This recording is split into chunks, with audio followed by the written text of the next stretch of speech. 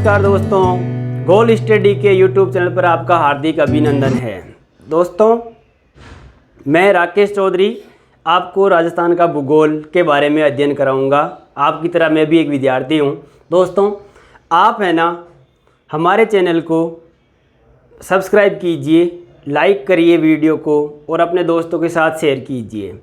दोस्तों, हम पढ़ रहे थे राजस्थान की जलवायु, और राजस्थान की जलवायु में हम 2 क्लास पढ़ चुके हैं। एक क्लास में हमने जलवायु, मौसम, ऋतु इनके बारे में कुछ अध्ययन किया था। दूसरे वीडियो में, दूसरी क्लास में हमने ग्रीष्म ऋतु के बारे में पढ़ा था। आज हम पढ़ेंगे वर्षा ऋतु। तो वर्षा कैसे होती है, अभी मौसम वही चल रहा है। तो टॉपिक है अपना राजस्थान की जलवायु।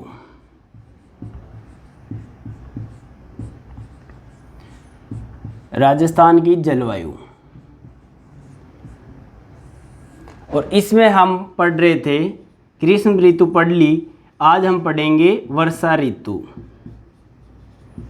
और वर्षा ऋतु की अवधि वो हम भूल गए होंगे कि याद है? भूल गए है ना? नहीं, भूल कैसे जाते हैं? हमें सबको पता है कि जून के महीने वर्षा शुरू हो जाती है, लेकिन जून स्टार्ट होती है तो वर्षा नहीं होती ना। 15 या 20 जून के बाद में वर्षा शुरू होती है। पहले जो होती है वो चक्रवातीय वर्षा होती है, तूफानों की वजह से होती है। मानसूनी जो वर्षा होती है उसके बारे में अध्ययन कर रहे हैं हम, वर्षा ऋतु। और मानसूनी वर्षा हमेशा मध्य जून से ही, पहले कभी नहीं होगी। तो मध्य जून से वर्षा ऋतु शुरू होती है और ये चलती है सितंबर तक। कब चलती है? सितंबर तक। और इसको समझने के लिए हमने सबसे पहली क्लास में जो ग्लोब बनाया था वो आपको याद होना चाहिए। सूर्य उत्तरायण हो रहा है। उत्तरायण का मतलब ऊपर की ओर जा रहा है, उसकी लंबवत किरणें उत्तर की ओर पृथ्वी के ऊपर पड़ रही है। दक्षिणायन का मतलब होता है दक्षिण की ओर उसकी किरणें सीधी लंबवत पड़ रही है। तो ये मध्य जून से सितंबर तक सूर्य कहाँ पर होगा? तो एक बार छोटा सा मैं बता देता हूँ। इधर देखिए, ये भूमध्य रेखा थी, ये कर्क रेखा थी और ये मकर रेखा थी। 21 मार्च को यहाँ पर था, 21 जून को कर्क रेखा पर, 21 से फिर 23 सितंबर को भूमध्य रेखा पर। अब ये टाइमिंग कौन सा चल रहा है ये याद रखना है, जून से सितंबर। अब जून से सितंबर यानी कि सूर्य वापस भूमध्य रेखा की ओर जा रहा है। धीरे धीरे अपने भूभाग से, भारतीय भूभाग से नीचे की ओर जा रहा है, मतलब कि सूर्य लंबवत नहीं पड़ेगा। अब क्या होगा, मानसून कैसे आएगा, ये सारी चीज़ हम समझ रहे हैं। तो देखिए, छोटा सा मैप बनाता हूँ भारत का। ऊपर का हिस्सा नहीं बना रहा हूँ, नीचे नीचे का बना रहा हूँ। ये है अपना भारत का नीचे का हिस्सा, ठीक है। इसके भारत के नीचे है हिंद महासागर। कौन सा महासागर है? हिंद महासागर।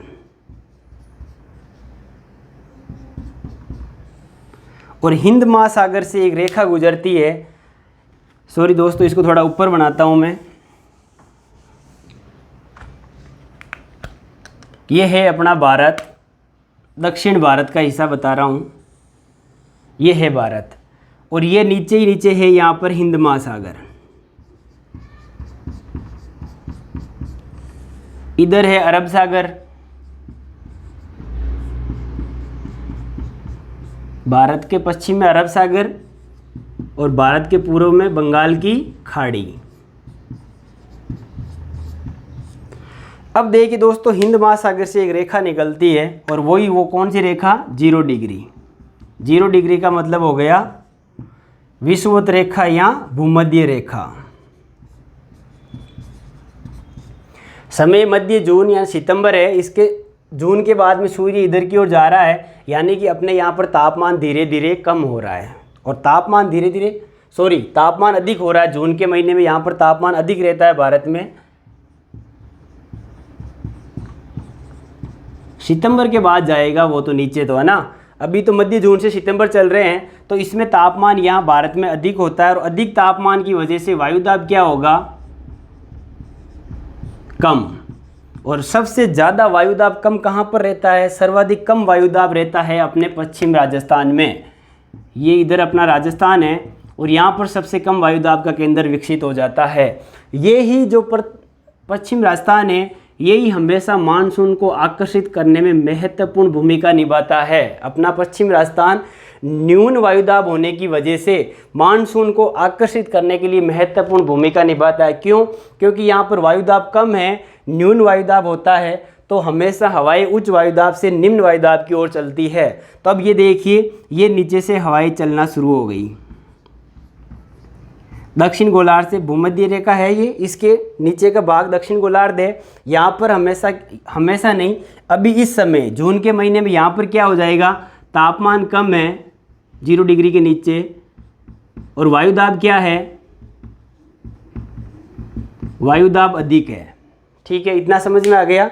जून के महीने में सूर्य उत्तरायण होने की वजह से यहाँ पर तापमान अधिक रहेगा और वायुदाब कम रहेगा, क्योंकि सूर्य अपने यहाँ पर है। सूर्य जहाँ पर लंबवत चमक रहा है वहाँ पर तापमान अधिक है और वायुदाब कम है, और इसी समय दक्षिण गोलार्ध में सूर्य सीधा चमक नहीं रहा लंबवत, इस वजह से तापमान कम हो जाएगा, और तापमान कम रहता है तो वायुदाब क्या रहता है, अधिक, और हवाएं हमेशा उच्च वायुदाब से निम्न वायुदाब की ओर चलना प्रारंभ कर देती है। अब जैसे ये भूमध्य रेखा को पार करेगी तो पृथ्वी की परिभ्रमण गति के कारण, परिभ्रमण व कर्मण गति के कारण क्या करेगी, हवाएं अपनी दाईं ओर मुड़ जाएगी। तो ये मानसूनी पवनें हैं, ये अपने दाईं ओर मुड़ जाएगी। सीधी चल रही थी समकोण पर, तो ये अपने दाईं ओर मुड़ जाएगी, और दाईं ओर मुड़कर ये ऐसे चलना प्रारंभ कर देगी। अब देखिए दोस्तों, इधर से ऐसे चलती तब तो होता दक्षिण से उत्तर की ओर, लेकिन ये यूं चल रही है हवाएं, इसलिए ये कौन सी दिशा कहलाएगी, ये कहलाएगी दक्षिण पश्चिम, दक्षिण पश्चिम से उत्तर पूरब की ओर। ऐसे चल रही है तो दक्षिण पश्चिम से उत्तर पूरब की ओर, और जिधर से हवाएं आती है, जिधर से हवाएं चल रही है उसको उस दिशा के नाम से ही जाना जाता है। तो ये हवाएं दक्षिण पश्चिम से आ रही है, इसलिए इन हवाओं को बोलते हैं दक्षिण पश्चिम हवाएं, और ये मानसून को साथ लेके आती है, इसलिए इसे कहा जाता है दक्षिण पश्चिम का मानसून। तो भारत और राजस्थान में सर्वाधिक वर्षा कौन से मानसून से होती है, भारत और राजस्थान में सर्वाधिक वर्षा होती है दक्षिण पश्चिम के मानसून से। यहाँ तक आ गया आपको समझ में। एक बार वापस बता देता हूँ मैं आपको, ये अपना भारत है और ये 0 डिग्री भूमध्य रेखा है, इसके नीचे हिंद महासागर है। यहाँ भारत के नीचे हिंद महासागर शुरू हो जाता है, पूरा हिंद महासागर है। अब हवाएं इस समय क्या करेगी, यहाँ पर तापमान अधिक होने की वजह से वायुदाब कम है, और दक्षिण गोलार्ध में तापमान कम होने की वजह से वायुदाब अधिक है, और हवाएं हमेशा पवने उच्च वायुदाब से निम्न वायुदाब की ओर चलती है। तो ये चलना प्रारंभ कर दिया, और चलना प्रारंभ करने के बाद में भूमध्य रेखा को जैसे ही पार करेगी तो हवाएं अपनी दाईं ओर मुड़ जाती है। तो दाईं ओर मुड़ गई, दाईं ओर मुड़ने की वजह से अब हवाएं जिधर से आ रही है ना, उन हवाओं को उन्हीं नाम से जाना जाता है। जैसे अगर ऐसे उत्तर से आती तो उत्तरी हवाएं, इधर से आ रही तो उत्तरी पूर्वी हवाएं। अब ये इधर से चल रही है, इसलिए इनको बोल दिया दक्षिण पश्चिम हवाएं, और ये मानसून को साथ लेके आ रही है, इसलिए इनको बोल दिया दक्षिण पश्चिम का मानसून। और ये हिंद महासागर से है ना ऊपर से चलते समय क्या करता है, ये आर्द्रता या नमी ग्रहण कर लेता है। आर्द्रता या नमी मतलब ये जलवाष्प इकट्ठी कर लेता है हिंद महासागर के ऊपर से लौटते हुए। अगर यहाँ पर हिंद महासागर नहीं होता तो भारत में मानसूनी वर्षा नहीं होती। क्यों? क्योंकि हमेशा महासागरों से ऊपर से गुजरती है हवाएं, तो वो आर्द्रता नमी सोख लेती है, आर्द्रता और हवाएं ग्रहण कर लेती है। इस वजह से ये मानसूनी हवाएं कहलाती है, और दक्षिण पश्चिम दिशा से प्रवेश करने के कारण दक्षिण पश्चिम मानसूनी हवाएं कहलाती है। अब ये भारत में सबसे पहले कहाँ प्रवेश करेगी, तो भारत में ये सबसे पहले अंडमान निकोबार द्वीप समूह जो है वो यहाँ पर है, अंडमान निकोबार द्वीप समूह ये यहाँ। तो भारत में सबसे पहले दक्षिण पश्चिम का मानसून वर्षा कहाँ करता है, तो अंडमान निकोबार द्वीप समूह पर करता है। कहाँ पर करता है, अंडमान निकोबार द्वीप समूह।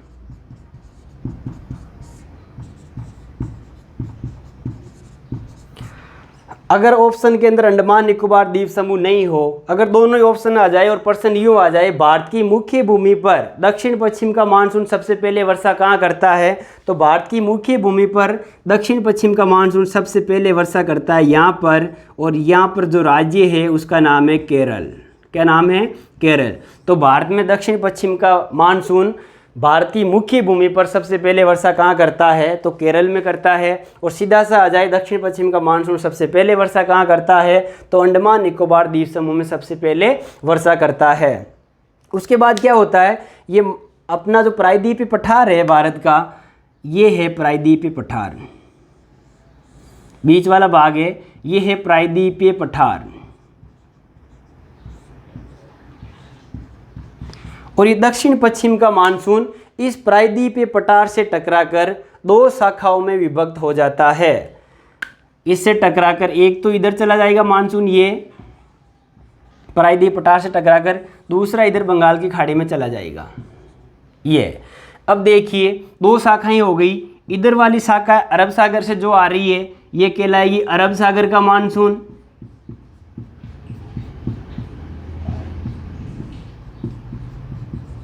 प्रायद्वीप से पठार से टकराकर दक्षिण पश्चिम का मानसून 2 शाखाओं में विभक्त हो गया। एक है अरब सागर का मानसून और दूसरा है बंगाल की खाड़ी का मानसून।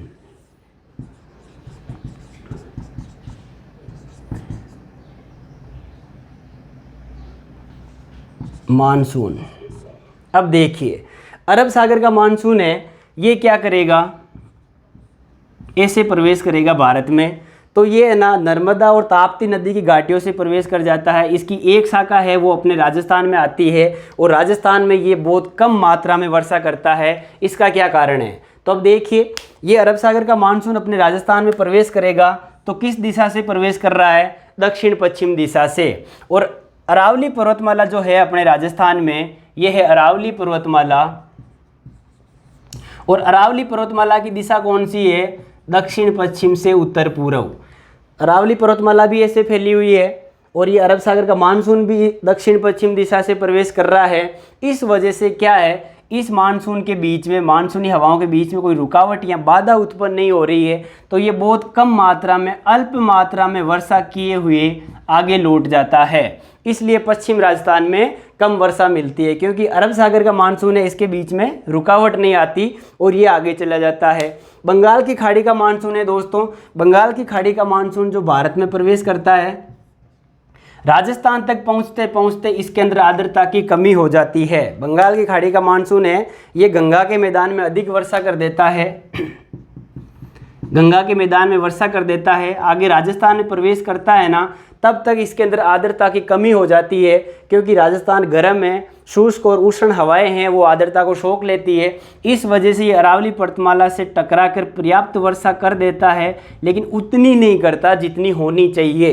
पर्याप्त वर्षा हो जाती है, बस ज़्यादा नहीं होती, मतलब कि यह है 50 सेंटीमीटर से अधिक, ठीक है, और 120 सेंटीमीटर के आसपास तक पूर्वी राजस्थान में वर्षा करता है। कौन सा, बंगाल की खाड़ी का मानसून। अरब सागर का मानसून बहुत अल्प मात्रा में वर्षा करता है, क्योंकि अरावली पर्वतमाला है वो मानसूनी हवाओं के समानांतर स्थित है। इस वजह से सबसे कम वर्षा करता है अरब सागर का मानसून, और बंगाल की खाड़ी का मानसून पर्याप्त वर्षा करता है, वो भी पूर्वी राजस्थान में। पश्चिम राजस्थान में बंगाल की खाड़ी का मानसून बहुत कम वर्षा करता है। क्यों, क्योंकि पश्चिम राजस्थान है वो बंगाल की खाड़ी के मानसून जो है इसके वृष्टि छाया में स्थित है।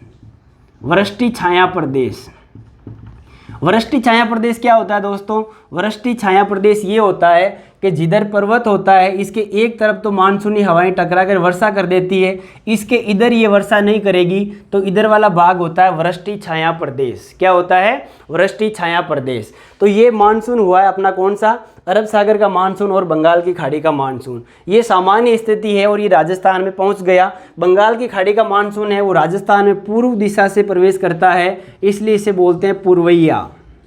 क्या बोलते हैं, पूर्वैया। अरे पूर्वैया समझ में आ गया ना, परवाई बोलते हैं हम, राजस्थानी मारवाड़ी में क्या बोलते हैं, परवाई बाजेसा। तो वो परवाई चलती है तब बोलते हैं वर्षा होगी, आज तो परवाई चल रही है। क्यों बोल रहे हैं, क्योंकि बंगाल की खाड़ी का मानसून है, ये अरावली पर्वतमाला से टकराएगा और वर्षा करेगा। इसलिए गांव वाले अपने से ज़्यादा अनुभवशील है, वो पहले ही बोल देते हैं आज ये इधर से हवा आ रही है, पूर्वैया आ रही है, परवाई चाले, वर्षा होगी। तो दोस्तों परवाई इसलिए वर्षा करती है क्योंकि बंगाल की खाड़ी का मानसून पूर्व दिशा से आता है और अरावली पर्वतमाला से टकराकर पर्याप्त वर्षा कर देता है। ये इस वजह से अपने राजस्थान में वर्षा होती है, कम होती है, ये सारे कारण हम समझ चुके हैं। अब प्रवेश कब करता है, इसकी मुख्य बातें हम आगे देखते हैं। समझ में आ गया होगा, ऐसा तो नहीं लग रहा कि एक साथ ही सारा लिख दिया, पूरा घास काट दिया। अगर आप कंटिन्यू निरंतर इसके साथ जुड़े हुए थे तब को आपको पूरा समझ में आ गया। अगर बीच में से शुरू किया तो ये मांडे बिल्कुल समझ में नहीं आएगा। तो इसलिए इसको कंटिन्यू क्रम से चलते रहो, क्रम से देखते रहो, सारा समझ में आएगा आपको। अब आगे चलते हैं हम, इसकी मुख्य विशेषताएं और बातें। आ कैसे गए ये तो समझ में आ गया आपको, राजस्थान में वर्षा कैसे हुई, सारी चीज़ आ गई समझ में। अरब सागर का मानसून, बंगाल खाड़ी सारी आ गई। अब इसकी मुख्य बातें कुछ देख लीजिए आप। अरब सागर का मानसून सबसे पहले वर्षा करता है लेकिन कम करता है। बंगाल की खाड़ी का मानसून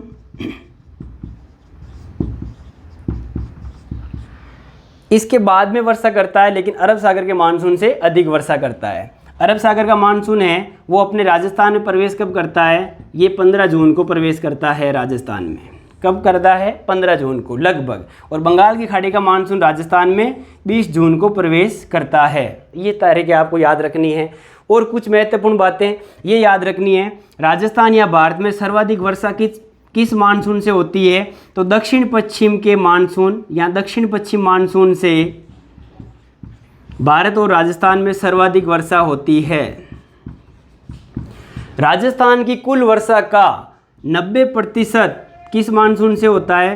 राजस्थान की कुल वर्षा का 90% दक्षिण पश्चिम मानसून से होता है। बाकी जो 10% बच गया वो शीतकाल में होने वाली वर्षा होती है, वो हम शीत ऋतु में पढ़ेंगे। तो अधिकांश वर्षा राजस्थान में दक्षिण पश्चिम मानसून से हो जाती है, लगभग 90% वर्षा। अभी हमने थोड़ी देर ग्रीष्म ऋतु में पहले पढ़ा था पिछली क्लास में, उसमें हमने ये देखा था सबसे कम आर्द्रता राजस्थान में मार्च और अप्रैल में होती है। प्रश्न यूँ आ जाए, सर्वाधिक आर्द्रता किस माह में पाई जाती है राजस्थान में? तो राजस्थान में सर्वाधिक आर्द्रता जुलाई और अगस्त माह में पाई जाती है।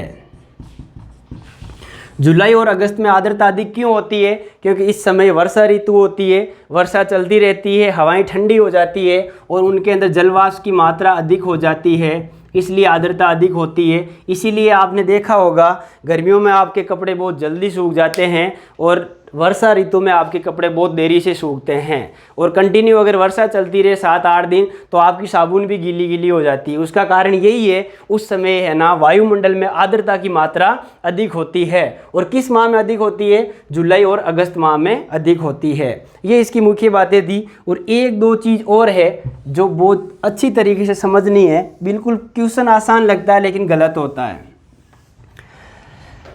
एक तो होता है वर्षा की मात्रा और एक होता है वर्षा की परिवर्तनशीलता।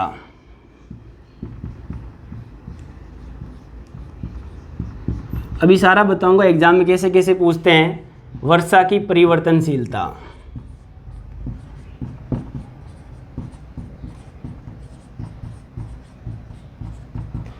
अब देखिए वर्षा की मात्रा का मतलब एक वर्षा कितनी हुई, अधिक कम या क्या हुई, ठीक है।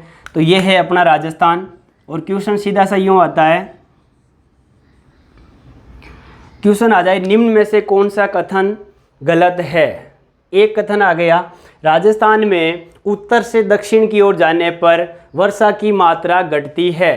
और दूसरा कथन है, राजस्थान में पश्चिम से पूरब की ओर जाने पर वर्षा की मात्रा बढ़ती है। तो कौन सा कथन सही है? तो आपको ये याद रखना है, पश्चिम से पूरब की ओर जाने पर बढ़ती है। तब देखिए एक चीज़ हमेशा ध्यान रखनी है, दिशा कोई सी भी आ जाए, बस आपको तो ये याद रखना है इधर वाले भाग में पश्चिम राजस्थान में वर्षा कम होती है। अब वो लाइन कैसे ही दे दे, उधर उत्तर से दक्षिण की ओर बढ़ती है तो सही है, पश्चिम से पूरब की ओर वर्षा की मात्रा बढ़ती है, बढ़ने का मतलब प्लस, बढ़ती है तो सही है, बढ़ती है तो प्लस सही है। या उत्तर पश्चिम से दक्षिण पूरब की ओर जाने पर वर्षा की मात्रा बढ़ती है तो सही है। सारे कथन ठीक है। अब इसका उल्टा दे दे कि दक्षिण पूर्व से उत्तर पश्चिम की ओर जाने पर वर्षा की मात्रा बढ़ती है, तो वो गलत हो जाएगा। तो ऐसे क्वेश्चन आराम से आपको सोच विचार के मैप में बना के करने हैं तो 100% राइट होगा। बिना सोचे समझे ऐसे मन में ही सोचते रहे तो गलत हो जाएगा, ठीक है। आपको मैप। अब वर्षा की परिवर्तनशीलता, वर्षा की परिवर्तनशीलता का मतलब ये हो गया कि कभी तो वर्षा बहुत ज़्यादा हो गई और कभी कम हो गई और कभी तो हुई नहीं, परिवर्तनशीलता है। कोई साल में जैसे मान लो किसी वर्ष में तो बाड़मेर में बहुत ज़्यादा वर्षा हुई, बाढ़ आ गई, ठीक है। कभी वहाँ जैसलमेर साइड में होती ही नहीं है, कभी बहुत ज़्यादा हो जाती है। तो ये होती है परिवर्तनशीलता। और परिवर्तनशीलता के बारे में भी यूँ आ जाए कि राजस्थान में उत्तर पश्चिम से दक्षिण पूरब की ओर जाने पर वर्षा की परिवर्तनशीलता बढ़ती जाती है। तो ये कथन सही है या गलत है बताइए। अपने दिमाग में सोचिए, थोड़ा जोर दीजिए, प्रेशर डालिए। सीधा सा आपके सामने है, ये है दिशा उत्तर, पश्चिम और ये है दक्षिण पूरब। अब ये बोल रहा है कथन उत्तर पश्चिम से दक्षिण पूरब की ओर जाने पर वर्षा की परिवर्तनशीलता बढ़ती है। तो क्या ये सही है? नहीं, ये सही नहीं, ये गलत है। वर्षा की परिवर्तनशीलता क्या होती है? दक्षिण पूरब से उत्तर पश्चिम की ओर जाने पर बढ़ती है, उत्तर पश्चिम से दक्षिण पूरब की ओर जाने पर घटेगी, क्योंकि इधर तो हमेशा फिक्स है वर्षा ज़्यादा ही होगी, इधर कभी ज़्यादा हो जाती है और कभी कम हो जाती है। इस वजह से उत्तर पश्चिम से दक्षिण पूरब की ओर जाने पर वर्षा की परिवर्तनशीलता कम होती है और दक्षिण पूरब से उत्तर पश्चिम की ओर जाने पर वर्षा की परिवर्तनशीलता बढ़ती है। इसी प्रकार इधर देख लीजिए, उत्तर से दक्षिण की ओर जाने पर वर्षा की परिवर्तनशीलता कम होती है और दक्षिण से उत्तर की ओर जाने पर वर्षा की परिवर्तनशीलता अधिक होती है। पूरब से पश्चिम की ओर जाने पर वर्षा की परिवर्तनशीलता अधिक होती है और पश्चिम से पूरब की ओर जाने पर वर्षा की परिवर्तनशीलता कम होती है। इस मैप का आप स्क्रीनशॉट ले लीजिए या अपने साथ बना लीजिए। और ये वर्षा ऋतु की अपनी मुख्य मुख्य बातें थी और बहुत अच्छे से समझाया, बहुत अच्छी कोशिश की है मैंने। और फिर भी आपको समझ में नहीं आए तो हमारे डिस्क्रिप्शन में हमारे नंबर दे रखे हैं, उस पर आप व्हाट्सएप ग्रुप में अपने क्वेश्चन सॉल्यूशन के लिए कुछ भी क्वेश्चन भेज सकते हैं, उसका ज़रूर आपको हल मिलेगा, सॉल्यूशन मिलेगा। इसी प्रकार आप हमारे साथ जुड़े रहिए दोस्तों। हमारे चैनल को लाइक कीजिए, सब्सक्राइब कीजिए और अपने दोस्तों के साथ शेयर कीजिए। और वीडियो कैसा लगा कमेंट बॉक्स में ज़रूर बताएं दोस्तों।